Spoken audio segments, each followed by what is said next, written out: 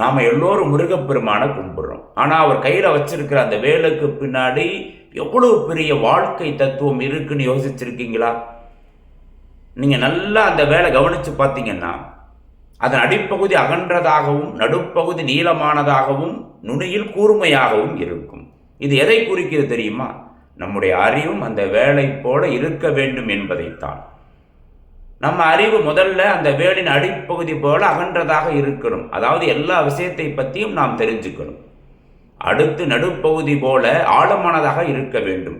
மேலோட்டமாக தெரிஞ்சுக்காம ஒரு விஷயத்தை ஆழமாக கற்றுக்கணும்.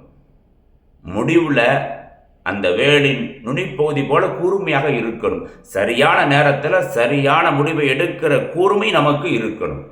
அகன்ற ஆழமான கூர்மையான அறிவு படைத்தவர்கள் இந்த உலகில் ஏற்படும் கஷ்டங்களையும் நஷ்டங்களையும் எளிதில் வென்று விடுவார்கள்.